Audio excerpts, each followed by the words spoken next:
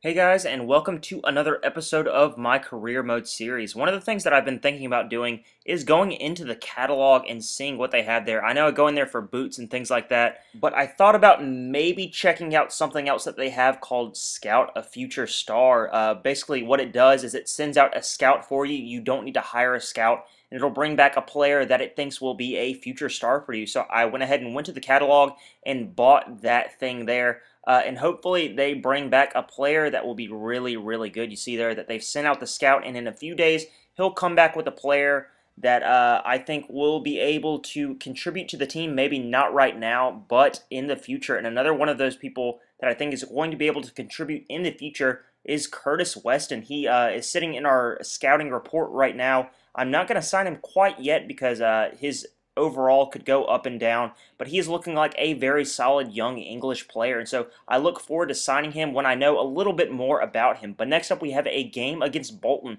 and Bolton aren't a great team. I'm sorry if there's any Bolton fans out there, but we should be able to dispatch them with ease with the players like Leandro, Jesse Rodriguez. I put in Muniain at that center attacking mid spot, and Christian Atsu with his pace. He is absolutely unbeatable. We are putting together a very, very good team here. And right after kickoff, Bolton make a mistake. They give it right to Jesse Rodriguez, and we all know that is the worst mistake you can make. He plays this ball through to Leandro. Leandro is going to try to header this, but a flying punch from the keeper incapacitates the young Brazilian, but it falls to Christian Atsu, and he just cool as can be slots that into the net, and we have our first goal of the game. And after a very good passing move, Leandro makes no mistake and puts that one into the bottom corner for our second goal of the game in the 10th minute. This was looking like a rout. Bolton would have a chance just 5 minutes later, but it is catching practice for the towering Frenchman Alphonse Areola. And then the man who created that first chance of the game, Jesse Rodriguez, shows his quality, cuts inside, and buries that one into the back of the net in the 26th minute, and we go into halftime leading Bolton 3-0. For those of you hoping for a heroic comeback in the second half, you will be disappointed because we were ruthless once again. Muniain just barely missing that chance for our fourth goal of the game, but Lucas Silva would find him moments later, and he would bury that chance in the 61st minute, and it is 4-0. And then the Spaniard we all know and love, Jesse Rodriguez, makes an absolute fool out of every defender on that Bolton back line and puts that one into the back of the net for his second goal of the game, and we finish up this match 5-0 against a Bolton team that was honestly in over its head. We had way too much quality for them to handle. And just like that, we are through to the semifinals of the FA Cup. We'll either be playing Tottenham, Man City, or Arsenal, which all three matches are extremely tough, but I think that we can do it and get into the FA Cup final. But in the meantime, we have the league to worry about, and next up on our fixture list is Everton, and luckily we get Sam Gordon back from injury. As you remember, last episode he was out for I think it was 2 months, or the episode before, but it is good to have him back. The young American has been doing fabulous this season. But we can't take Everton lightly. We have beat them pretty heavily in the past, but they have also come back and beat us, and so we need to go into this game getting all 3 points, but still having respect for our opponent. Right away, we go to the style that we enjoy playing, and that is all-out, high-octane attacking football, and Leandro puts this through to Jesse Rodriguez, and he does extremely well to get a shot on goal. And after some free kick trickery, Vilhena blasts that one over the bar, and we go into halftime all level against Everton. But in the second half, we did not stop our attack, and Jesse Rodriguez has a long-range shot blocked by the keeper. From this corner, to nobody's surprise, the ball does not fly into the back of the net, but it does find Juan Jesus, whose shot goes extremely close.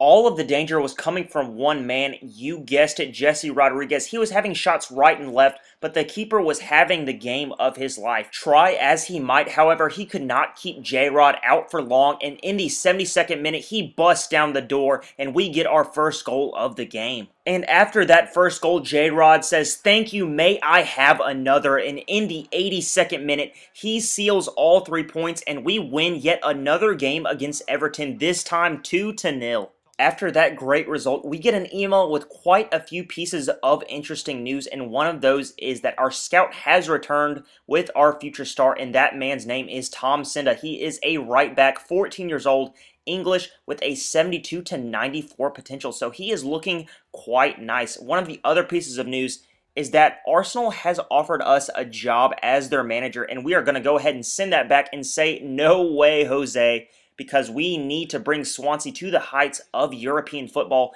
That is my job here. Once we achieve that, we'll see where we go.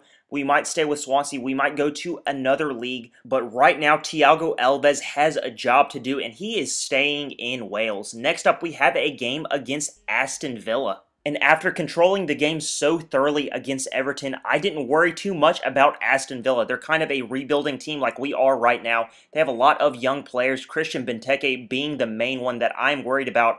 But other than that, they really don't have that strong of a squad, and we should be able to put them aside quite easily. And from the get-go, we give it to the man that we trust, Jesse Rodriguez. He does absolutely fabulous to get past the defender here. Cuts back, has a shot, but it is kept out by the American Brad Guzan. But then the momentum shifted and the initiative was with Aston Villa. They went on the attack and they almost find a goal from this cross. It bounces off the post and then an Aston Villa player is there to pounce on the rebound for the first goal of the game. Villa create another chance from this well-worked free kick, and Stephen Ireland puts that one into the back of the net for their second goal of the game right before halftime, and we go into the half behind 2-0 against Aston Villa. From the second half, we go on the attack. Leandro almost finds the back of the net, but it goes narrowly wide. Then Aston Villa continued their assault, and Holman gets their third goal of the game right after the restart in the 52nd minute. The humiliation would continue in stoppage time when Stephen Ireland's ball finds Darren Bent, and he is through on goal, easily rounds the keeper, and puts that one into the back of the net from outside of the area, and we end this game 4-0 against Aston Villa. An absolute travesty of a game, to be honest. And we really need to do better. But Tom Carroll comes to me and says he's been speaking with his agent and he doesn't think that he is getting the role he deserves in the squad. He doesn't think that he is getting enough playing time. So we're going to see if he can play a little better and get some more minutes in the squad. But Curtis Weston, I go back and look at him. He is looking like a quality player.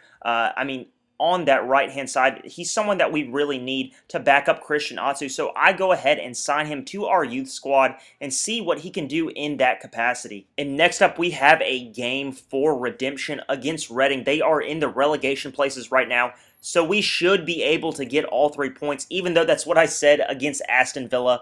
They did have a 2-1 win against Chelsea recently, so they are someone that we do need to look out for, but we should be able to get all 3 points here. I hand Tom Carroll the start for the game, and he rewards me in the 18th minute by finding the American Sam Gordon, now back from injury, and he makes no mistake in putting that one into the back of the net for our first goal of the game. Tom Carroll then finds himself through on goal, but he tries to be unselfish and gives it to Sam Gordon, but Gordon is unable to put that one into the back of the net. Once again, Gordon is found absolutely torturing that back line, but Tom Carroll is there in the 34th minute to pounce on that rebound and get our second goal of the game. Reading have a chance from a corner, but Alphonso Reyla punches that ball out, and Pierce, with the net at his mercy, is unable to pull a goal back for Reading, and we go into halftime ahead 2-0, but Kamara quickly changes that after the restart and gets a goal in the 63rd minute. He would come back again and get another sublime headed goal in the 76th, and this was a game. It was time to stop playing around and bring on the big attacking talent, and I would bring on number 10 Leandro to try to stop the rot, and he would immediately make the difference, and in the 79th minute, he gets the third goal of the game, and it looks like the game winner. But Reading were determined to get at least 1 point from this game, and it would be McCleary in stoppage time that would get the third goal for Reading and make this all equal, and that is how it would end, all even at 3-3. Are these last two games just another dip in our ridiculously uneven form, or is this a sign for things to come for the rest of the season? Are we going to go into a downward spiral? I guess you'll just have to watch the next episode to see, as this is it for this episode. Alright, a like or a subscription is always appreciated, guys, and I will see you next episode. Have a great day. Bye.